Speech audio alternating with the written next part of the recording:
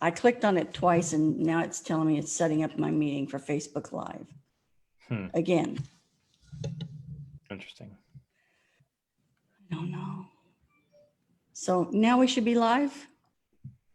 Yes. Hey. All right. Live. We have success. Right. As soon as Connor leaves. As soon as Connor left the chair. Oh my gosh. Well, hey, everybody. This is Facebook Live for Business First Responders. And it is May the 5th, Cinco de Mayo. And so we thought we would talk a few minutes about collaborations. I know a lot of you are collaborating at the bar or your bar at your house, but this is business collaborations.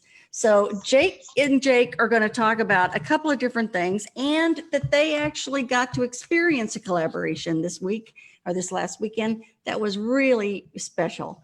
And we wish the wind had been a little more cooperative, but you know, you have to deal with what you got. So anyway, why don't you guys talk about what you experienced? You were at two different locations and this was with Sarah's Market. And what was the name of the restaurant? Infreda. Infreda. Okay. So Jay, you were in Plano, is that right? I was in Plano. That's where Infreda is located, but where the event was held was in Richardson, right across from Sarah's Bakery, Sarah's Market and Bakery. Okay. So how did these guys get together to do a collaboration? Well, it's interesting, you know, if you're open your mind up to attract and find interesting people, you're going to find them. Mm-hmm. And so it was actually my wife that was on Facebook a few days ago, and she noticed a posting of this event called Everyone Eats. And so it seemed pretty interesting because it really was a lot about what we've been chatting about over the last 2-3 weeks in our show, that the importance of getting out there and becoming visible in a way that brings value to the community and inspires others. Yeah. So this event really was the epitome of that. So as I looked up the information on it, it turned out that the owner of Infreda had always been concerned with feeding people in the community long before a pandemic. And so he got together with a couple of other restaurant owners, collaborated, as that's the theme of our show today. And they decided how could they not only help more people, reach more people, but also stay in the forefront of the consumers' minds and those loyal customers that they in 6 weeks. So that launched. So we went to this event, and it was a main line of cars that were there to pick up a little rice bowl, whatever it was they were giving out. It was amazing. And they didn't ask any questions as to what the purpose of being there was. They basically said, if you need food and if you're hungry, come on down. And boy, did people come down. A bunch of people came down. So it was really an excellent the theme today, which is collaboration. I really like the idea that they not only collaborated with the bakery and the restaurant, then they also had some first responders there that were medical help and personnel that were doing COVID testing. I saw that. That was Jake. Was that at the one you were at? Yeah, we were at the same location that ended up. Yeah, in Well Health. They're out of Frisco. A guy named Dr. Khan, and they were out there because they had the same idea. They wanted to find ways to help, and they had been connected to Sarah's Bakery in a different way before, so they were already friends. And when the three of them got their heads together, they just said, you know, what's everything we could do? And so they said we could give away meals, we could give away masks, and we could test you for COVID for free. Once again, no questions. If you came up and you asked, they would test you. And so I talked to Dr. Khan on the broadcast. If you go back and watch it, there's probably about 7 or 8 minutes of him talking about kind of his thoughts on the situation as a medical professional. And then, you know, the cool thing though was that you could tell his heart for it was to help people. It wasn't to push an agenda. It wasn't to select who he wanted to test. It was, we're going to be out here. We're going to be helping people. And if you need help, we're here for you. And that's very much what I got from him and the other people I talked to, because I talked to people from Sarah's, people from Infreda, and they all had a common goal in mind, which is, you know, one of the things that is super important for collaborations is that you know what you're trying to accomplish, because you can go out and you can collaborate as much as you want. You may get nothing but a friendship out of it, which if that's what you want, fantastic. If you need more friends, it's a great way to find friends, right? Mhm. But when you know specifically what you're looking to do, collaborations Mm-hmm. can really be fantastic. And I use them pandemic or not. They're one of my favorite tools Exactly. for SEO, for PR and exposure, for getting in front of audiences I might not get in front of myself. There's just so many great things about collaborations. And that's what we saw. Well, and meaningful connections happen easier and faster with Mhm. collaborations Mhm. because you know that you are going to do business with people you know, like, and trust. We've all talked about that. Everybody knows that. That's a basic of Mhm. just connecting and being able to go out and be with people. Mhm. But one of the really nice things is that once I have become associated with your clients Mhm. and your customers, now they also, if they liked you, now all of a sudden they see me in that same light because we were together. So obviously you collaborate with people that, you know, are going to have the right form of communication that you do and have some of the same views and thoughts and beliefs so that you can, you know, you can have that synergy as well. What do you think, Jay? Well, I think you hit the nail on the head. Part of the challenge oftentimes can be in a collaborative effort is that you don't do your homework. And it's very important to do That's your true. homework when you are out and creating this collaborative. So as the guys who ran Everyone Eats on Saturday, you had the wellness guy, you had the doctor, people that were in alignment with the purpose for collaboration. Mhm. So to have successful collaboration requires there to be a common ground. There has to be a common ground of collaboration. I've seen business owners and entrepreneurs collaborate, but it's oil and water. There isn't a common ground, so their Right. conversations are a stretch to try to connect. And it just doesn't look right. It doesn't sound right. Nobody's buying. And at the end, people walk away with the feeling, okay, so this would be to sell something that wasn't authentic, or they're scratching their heads. So why are these guys together? There has to be a common ground of collaboration, so that Mhm. way you have purpose and a shared message. And we'll talk more about that in a few minutes. But Jake, what do you see in that? Have you seen that in your world? Yeah. So content and website and all that sort of stuff is largely my world. And one of the major things that I'm seeing on the content collaboration side is what we talked about pivoting a couple of weeks ago. One of the first things you can do is look for other opportunities. And I kind of grew up in the SEO world, and it's called a technique called shoulder industries. And like you have one industry, right? And so my industry is marketing and content marketing. And so a shoulder industry for me is going to be sales, because sales and marketing go together, right? Mhm. In a real world, plumbing and construction go together, right? Because you got to Right. have plumbing once the framework's up. So Right. you find collaborations that help people solve a problem on the either side of when they get to you, right? It's one of my favorite ways to look at collaborations and content in general when you're doing outreach and things like that. So it's, what are people going to do before they come to me for content? Well, they're probably going to build a website. It's one of the first things they do. So I'm going to connect with people who build websites, and I'm going to do collaborations with them, because once they get their website up, the next thing they're going to do is get some content out there, get people coming to their website, right? Mhm. And the opposite side of it is once I get content out there, they're going to want to close these people, right? So I'm going to connect with salespeople, because it's going to be the obvious next step that I can hand them to those people, right? And so I think if you start thinking that way, it makes it easier for you to pivot as well, because you can go, what's not working for me right now in this process? Let me see what my partners are doing over here and other industries that are close to me. And then it also helps you think, how could I help in this process? So it's just problem solving. It's just you putting a different lens on it. You just have to get it into your mind. A lot of people get this thought, and I've had this comment made to me is, ooh, what if I share my customers and they don't treat them right? Well, that's part of what Jay was talking about, where you want to get to know them first, to know that number one, you are sharing your information and your clients and your customers with somebody that you know will be treated correctly and the way you would expect them to be. And you have that conversation beforehand. And then the other thing that really makes everything authentic is that if you have honesty and openness, the both of you who are, or however many are collaborating, honesty, openness, and vulnerability, and that will lead to a better outcome on whatever it is that you're doing and whoever is you're going to have interaction with. And then the clients and the customers see that. And that's what makes all the difference. Well, we talk about with Conrad, how local banks are better at that in general with collaborating with their clients because they do care about relationship, right? There's that open and honestness. So like Conrad, in your world, what does it look like to have a good collaboration with a client?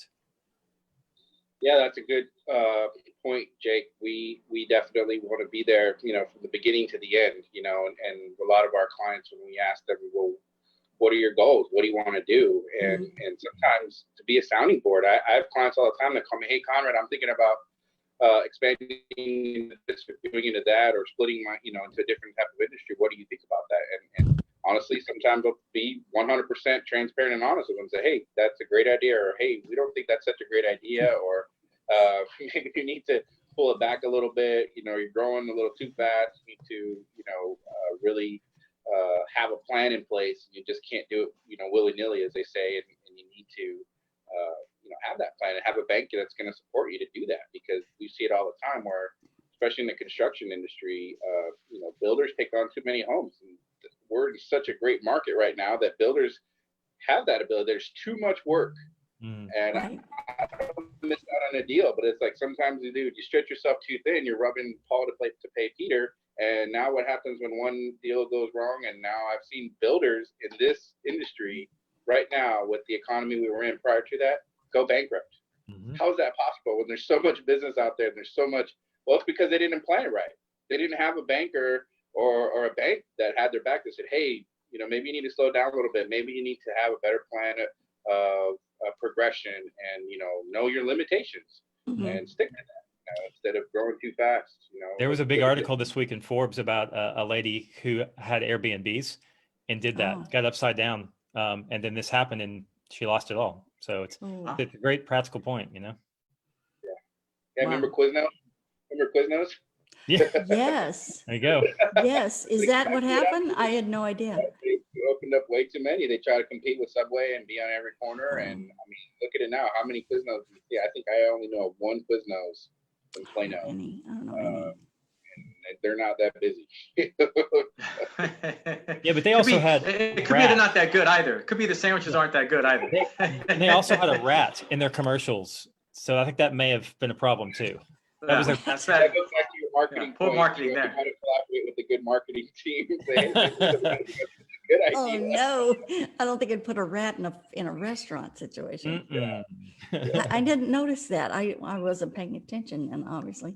The other thing that's really important about collaboration is that because you're sharing information, because you're sharing connections and contacts, success comes from a generous exchange of information. So when you're doing that collaboration, all of those connections and customer potentialities belong to everybody that collaborated. It's not, oh, those are really my good customers, I'm not going to share those. Everything belongs to everybody. So, as long as you go in with a good heart and you have a good intent, then you'll have a good outcome. And that's what I've always seen. Yeah, and it's if we actually believe that people work with people that they know, like, and trust, then you shouldn't worry about all that. That's because they're going to pick you if they know, like, and trust you. Right. Right. Well, and kind of guys, that is where I find that people that do that go in these collaborative ventures fail. They don't pre-plan a few things, and one of the things that you plan, and guys, I've done a number of collaborations personally, but I've also been involved in helping others create their own synergistic collaborations. And one of the things that I always talk about is whoever you're going to have this effort with, you have to make sure that you like them, they like you, and you trust each other, right? Because there's going to be not only change of databases, but there's also going to be of ideas that you want to make sure that the ideas you're bringing to the table, you trust the other person to run with them and make a fortune, or take away from your success because they make those ideas that you came up with your own. That happens all the time in business. Someone takes ownership of the other guy's idea, and then you get into these challenging situations. But you have to find out, number, who do you like, who do you trust to be able to share information, not only databases, but also obviously creative thought and creative ideas. But the question becomes, so how do you find, right? Who do I collaborate with? So for example, you might be watching this Zoom today, rather this live show, and you're thinking, that's a great idea. I'm in real estate, or I'm a dentist. And you can come up with wonderful other collaborations to bring to the table and to do something special with, but you're wondering, how do I do that? Well, the first thing I would say to you is, in successful collaboration, you're required to first find out where you're deficient at. What am I not good at? Because you can't be good at everything, even though you might think you are good at everything, but you may not. And there could be someone that might just be a little better than you. So here's where you have to take the pride pill and recognize, I'm good, but that guy or that gal is better. And if we like each other, then that's the person that you would introduce into your circle of thought for a collaborative effort. So you cannot be prideful when you are collaborating, because the 5-letter word that destroys more people from success is P-R-I-D, right? Pride. Don't go down that rabbit hole, because you will never be as successful as you can. And especially if you're trying to have a new approach or a pivot towards a collaborative effort. And I'm sure you guys have seen that, right? Oh, absolutely. Pride gets in the way a lot of times. Because I do a lot of work with women, obviously, that really becomes an issue, because women can be very catty at times. And I don't know why, it really shouldn't be that way. I look at it from a business standpoint, and I do this from a selfish reason as well, because I don't want to see a bunch of businesses coming up for sale after this is over that are having to take a dive. And if you can figure out a way to work out of that hole that you're in, whatever it is, and everybody's got one right now, and it's not like you're alone. So that's what we really want you to do. I want you to elevate what you're doing and at least get you back to a semi-normal, so that you can work your way out of this. I've been through, I don't know how many real estate markets, and everything has a cycle. Everybody has seen it. I've been through the Reagan years. I've been through Gulf War. I've been through 9/11, and then I've been through 2008. They've all had their really big dips, and then everybody comes back around, and and that's unfortunate, but it will take us 18 months, 24 months to dig out of this. This one is so much of a dip. I don't know, Conrad, you're going to have to comment on that, on what you're seeing, because you guys get this information all the time from the feds. What are you seeing on a recovery basis? Possible, and we don't hold you to anything. Well, good, because if I did, I probably wouldn't be sitting here. I'd be counting my millions, because I'd know exactly what to do. But all the data that points to is still the unemployment data. I mean, we look at the numbers. It's the highest unprecedented unemployment numbers we've ever seen. Businesses are now starting to get a little bit of the funding, slowly starting to get funding from the government, from the programs that they instituted. So time will tell. I mean, we'll see. This summer will be the greatest indicator. If we can get those unemployment numbers down to so it's crazy, because we were at the historical lows on unemployment. Now we're at the historical highs. And within a matter of weeks.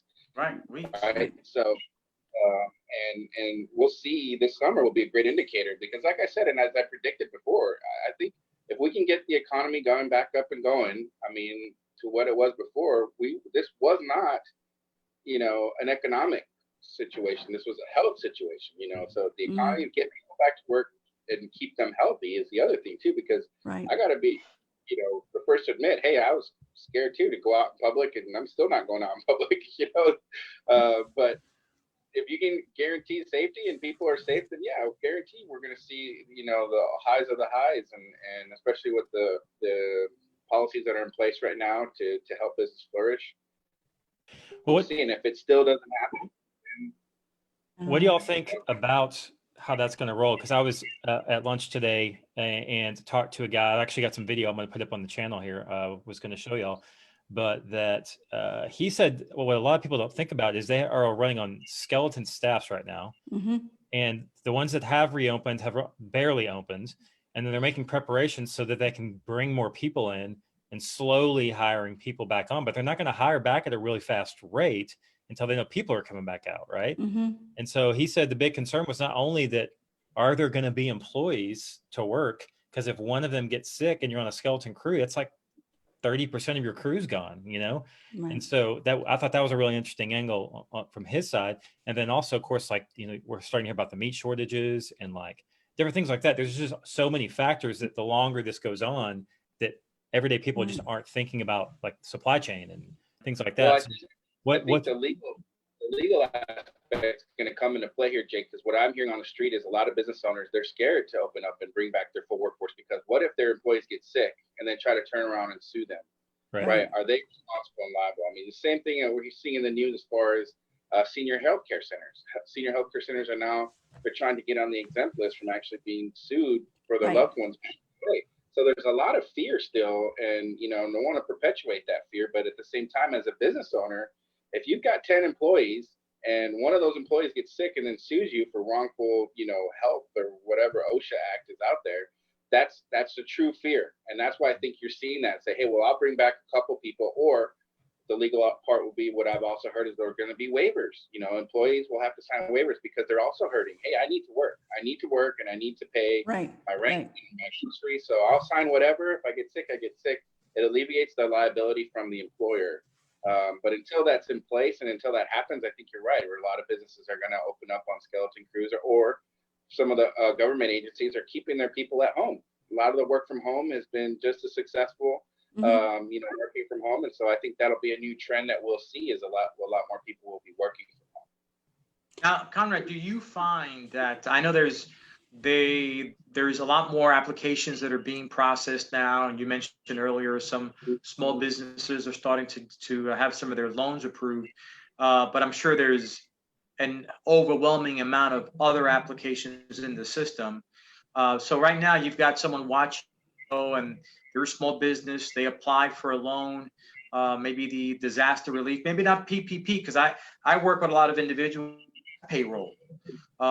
You know, they applied for different other types of disaster relief loan. There was actually one loan that was offered before the PPP loan. I forgot the name of it, but some of these guys have, what is it? EIDL, economic disaster. Right. Yeah. EIDL. So are those loans being looked at? And what about the person who right now thinking, well, I applied 3 weeks ago and I haven't heard a thing, or I've got an email that says the application is being reviewed? What do you say to that person who is still waiting to at least hear from the bank?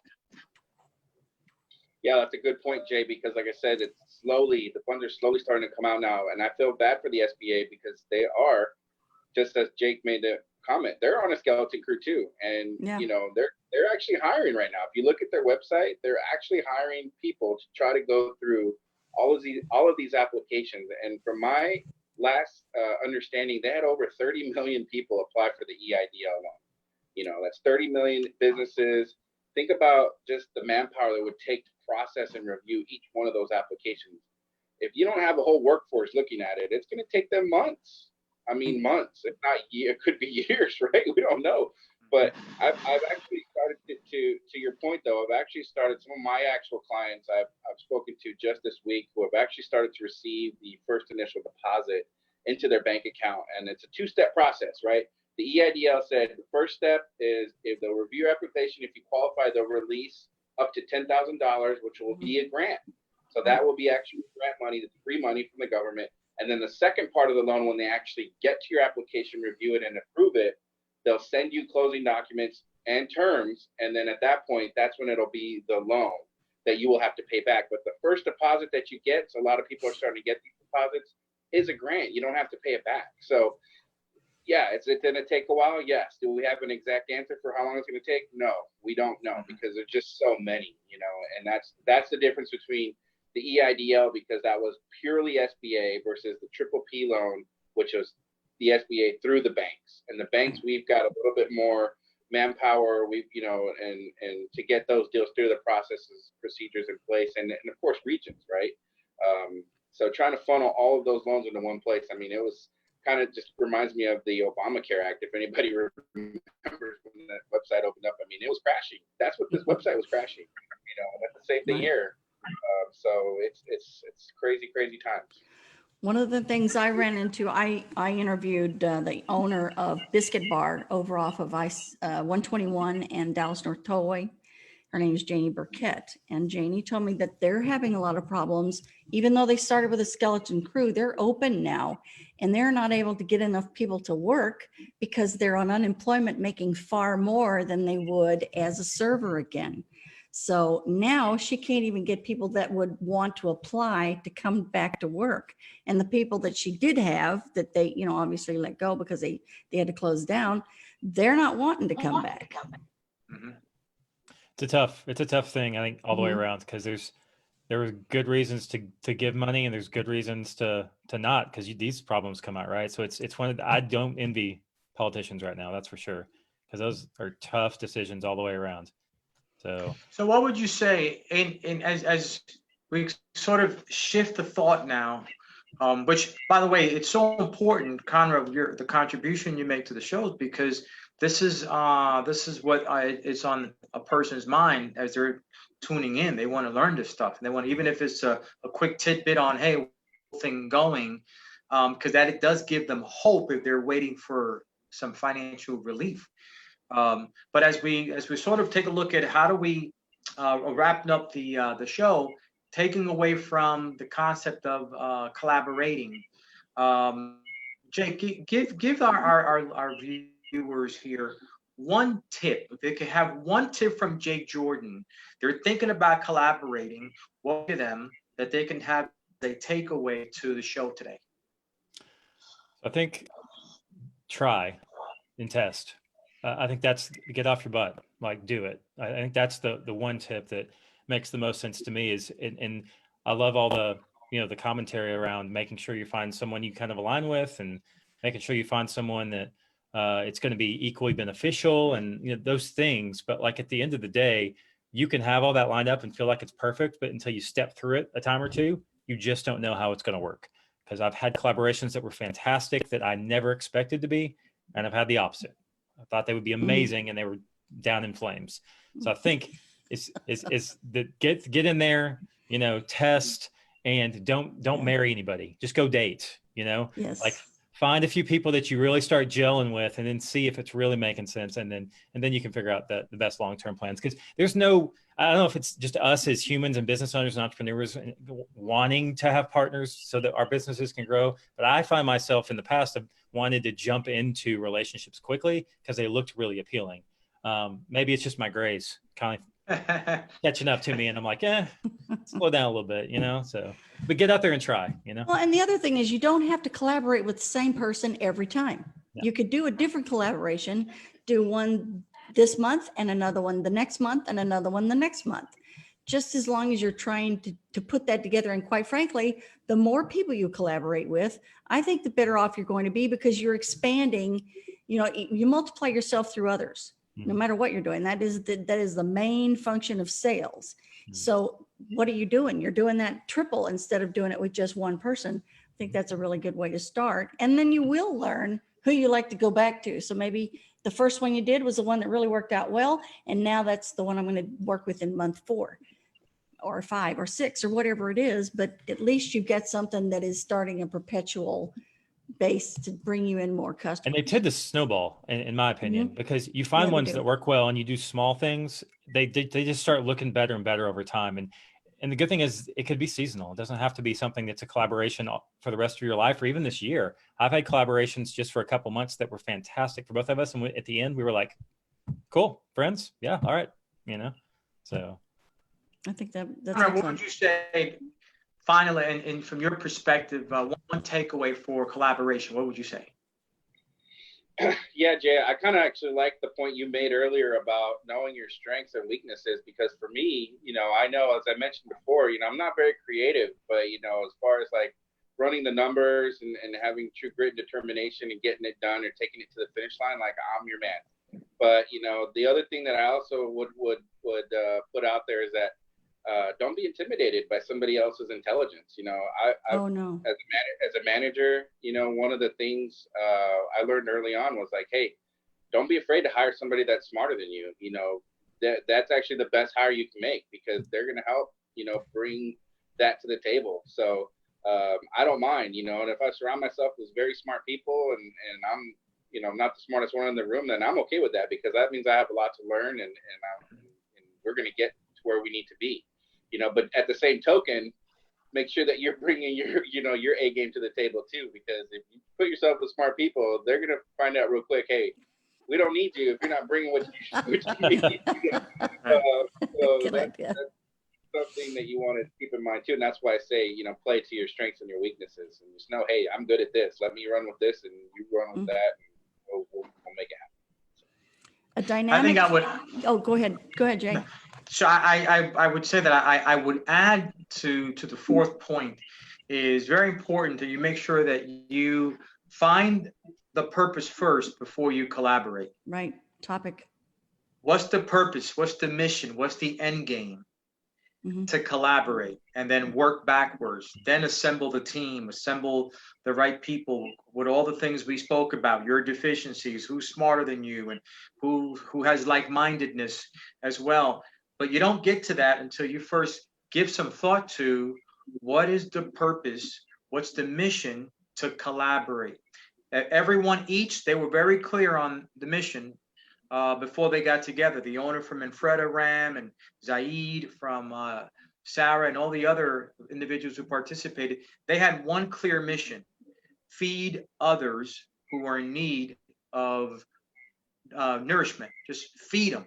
Let's just feed people. That's a noble mission. All got together behind, and collaborated. So find the purpose why you're going to collaborate, and make sure the others are on the same page, and you'll have success. Susan, I'm sorry, you were going to say? Oh, I was just going to say, a dynamic collaboration or collaborative relationship has benefits that go far beyond the value of the information that you exchange. So that's why you really want to collaborate. To give one of the things that's going to happen, you're going to collaborate, you're going to want to get this out on Facebook and any other media that you can think of. I want to give you the easiest application to work with. You would more than likely want to use it on your laptop versus doing it on your phone, but that's canva.com. CANVA, V as in Victor, A.com. Very simple, and it's free.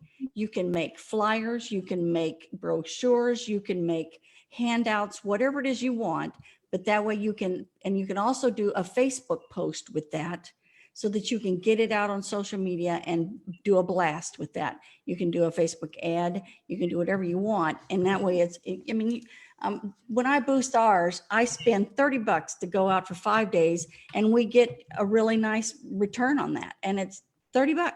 So it does not cost you an arm and a leg, and Canva's free. So those two things you definitely need to do to get the word out once you have put together your collaboration with whoever it's going to be. Okay. Excellent. Wonderful. All right. Wonderful news. All right, Well, gentlemen. guys, yes, go ahead. I'm sorry. You were. Oh, I was just going to say, I appreciate everybody's input today. And if there any closing thoughts from anybody? No, I think I'm loving the show, and hope people are enjoying the content, and keep on coming back. Definitely let us know. And if there's something in particular you want us to cover, please leave a comment and we will talk about that and put it together. That's definitely, it's not something that we need to be the ones that, we're the brainchild. We want to hear what you want to cover, because you're the ones we're trying to do this for. It's not for ours information, it's for yours. So I really want your input. All right. And that's so what thanks, guys. I was going to say that our mission, and when we started this, to piggyback on Jay's end here, is that we want to help businesses thrive. We want to help you solve problems, and we're here as a group think to connect and to help with any experience we might have to help you thrive. And that's why we're here. That was our mission when we started. Very good. We'll see you again next Tuesday at 4:30, guys. All right. Thanks. See ya.